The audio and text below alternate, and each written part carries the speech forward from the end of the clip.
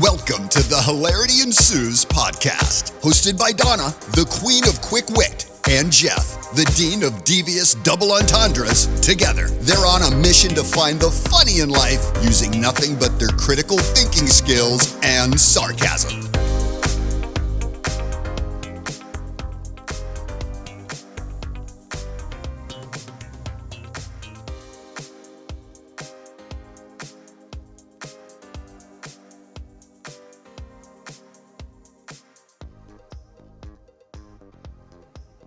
Hello, everyone, and welcome to another episode of Hilarity Ensues. I'm your host, Donna, and joining me here today is my co-host, Jeff. Okay, welcome back, everyone. Today's story, I'm going to set a little expectation for you here. It's a tragic one that leads to a big question that how do we end up here? It's going to be a little real talk perspective, but I promise you this will end on a lighter note because we do try to get you to laugh at life a little bit. And let's find a way to make a little lemon out of this lemonade by first talking about Nancy Meyer Bowen, who is the vice mayor or was the vice mayor of Coral Springs. She was a public figure, a FAMU alum, a scientist, community leader, and someone that was scheduled to announce her run for Congress right before her tragic passing. So, Jeff, could you tell our listeners the chain of events, what took place? Yes. Apparently her husband, who's a couple years older, said, quote, "I can't take it anymore," which I've yet to find the elaboration, but I can't wait to find out. But apparently he got upset at her for reasons unknown. We're still uncovering that. And got up and took her out while she was sleeping, had a pillow to use as a muzzle, or was it? Yeah. What's the Yeah, word? it's a muzzle. Like a muzzle. Yeah, it's a muzzle. Yeah, Yeah. quiet. So he shot her, killed her, and then just went back to sleep, went downstairs and slept. I don't know how you can do that, but he did that. Just You know what? Crazy. He did that. He wrapped her body in a comforter and plastic bag and went downstairs and went to bed. That is the most bizarre. Like, bro, what are you doing? But and he just chilled, and somebody was looking for her, I believe, the following day, and contacted him. He's like, "Yeah, I texted her. She's not texting back." Yeah, no, beep, no. Of course, bro. Yeah. Come on. And then he apparently got into a vehicle, changed the license plate, started trying to conceal some information, and then he wound up confessing to some family members without like saying it outright that he did something to her. Is that right? That's what I read and heard so far. And then Yeah, so here's the beauty about being responsible and somewhat a creature of habit. She had a meeting that morning that she didn't show up for, nor did she call ahead to say that she wouldn't be there. And because people understood her character, they were like, this is not like her. And they initiated a wellness check to her home.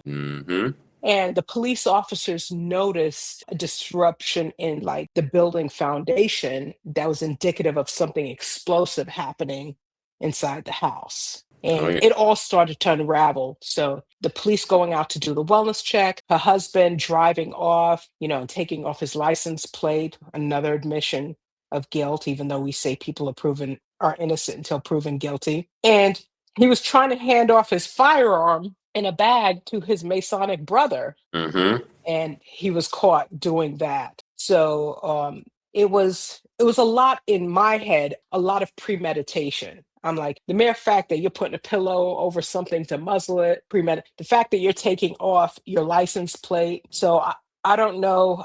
Like you said, they're still unfolding that story, but it's a sad thing because this was a woman with such potential. And what leads to my question, when did murder become an option over divorce?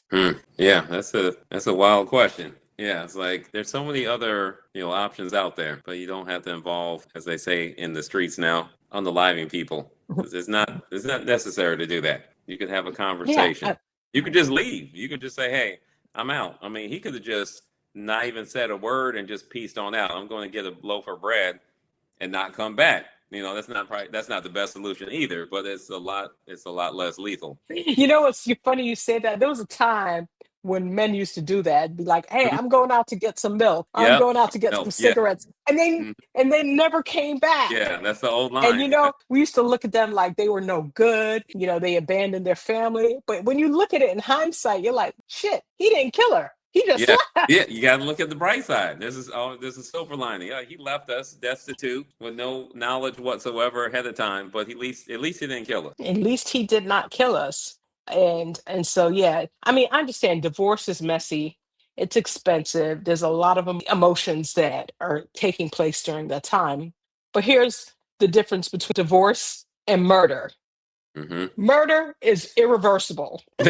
Break it down. Could you expound on that a little bit more? I need this. It- you know, you divorce someone, it's messy, it's expensive, it's emotional. You could move on with your life. Murder, not reversible. You Mm-mm, cannot move on with your life because mm-mm. chances are, Gonna no get caught. matter how many episodes of Criminal Minds or NCIS you watch, you are not going to get away with it. Yeah, that's extremely rare, especially with today's technology. It's insane.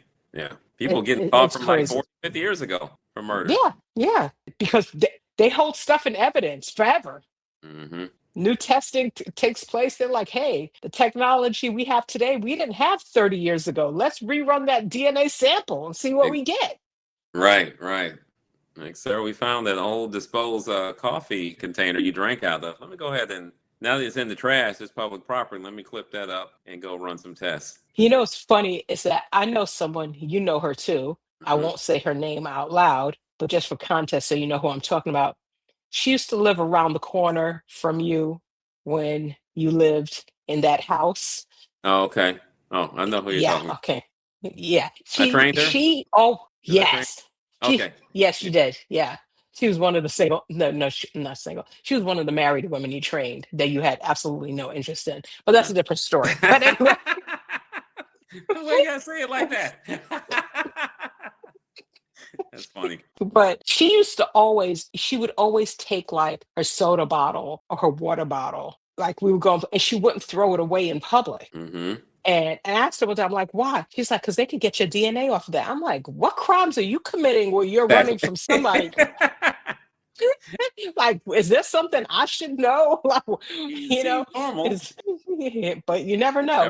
Never, never know. But as weird as I thought it was back then, I kind of look at it now and I'm like, yeah, she may have a point there. You don't know if you have a half sibling out there that did a crime Right. that you could Right. get on the hook for. So, but as we digress in talking about divorce, we promised you we would end this on a much lighter note. Before I move on, is there anything else you wanted to add, Jeff? No, no. But yeah, do kind of remember that now that you said that about the water bottle. Yeah, she kept it with her the whole time, the whole workout. Yeah, that is kind of funny now. So, okay, let's move on. I follow a divorce attorney on YouTube. His name is Jim Sexton, Mhm. right? And he does a lot of he has a lot of high profile clients. He actually is at a point where he's not even taking any clients right now. And I had a feeling that when he said his hourly rate was $1,000 an hour, I was like, shucks. I'm Ooh, like, wee. Yeah. I'm like, and he tells stories about that, about the people that lie about having prenups and they really do, and how he knows it's because he's holding that prenup in his safe in his office. But one interesting story he talked about that proved to me how calculated someone can be was that he has a client that her husband was cheating on her. And for those of you that have, an Apple ecosystem, you know that your iCloud accounts, you're able to kind of see text, maybe if you have children on your account or a spouse or something like that. And something happened with their iCloud account where she started getting her husband's texts. Wow. And the text her husband was receiving was from his mistress, the person he was cheating on her with, right? And instead of reacting, instead of kicking in the door and waving a 4-4, and anyway, instead of going Yeah. in full throttle, I had a Yeah. moment there. Okay. Mhm. 90s rap took over me. Right. But instead of going in there like that, she just sat back and she kept track. She printed things out and she just kept a running archive of his infidelity. She did this for like 7 to 8 months. That is patience. That's patience, and it's a little scary. I tell you. It is. It is. You know what? I want to do a stereotype joke right now. Okay. Well, not really joke, but the person I'm gonna guess, is non-melanated. I think so. That would Yeah, be a safe assessment. that was Yes, I safe think so. assessment, right? Because Yeah, a yeah. sister or a Latina would be like, "Mother, what?" And then the knife would come out, gun, like you were saying with the Biggie Smalls reference. They're not trying to play that, but she played the No, long game. She's like, you know what? I'm gonna she get some played, money. Yeah. and apparently, because he only takes on wealthy people, is that man had a little bit of coin. Mm-hmm. So there was assets to probably. So she waited. She waited over 6 months to build her own case, and Mm. then decided to file for divorce. Okay, that is gangsta. Yes. I tip my hat to her. Yes. I'm gonna bow, respectful bow, like Bruce Lee. Yeah. But here's the funny part. What he says is that often he's like, our text messages, those erotic text messages that we send to each other, they're only erotic to you and that other person. He said, Mm-hmm. because we sit down in my conference room and we read these out loud like it's a Oof. Shakespearean play. Oh, that's so funny. And it doesn't go over well that way. Oh, you inside of me last night felt so. Everybody's laughing around the table. Yeah, oh, I love when you do this, and oh my gosh, it's like it was pure Yeah. comedy, and I'm like, you know what? That might be something to do, is to read a text chain between two people. Mm-hmm. That man, Still tingling from last night. I got that from Dr. Detroit. that whole tingling thing could mean something Right. completely Yeah. different. I'm about to call my doctor real quick.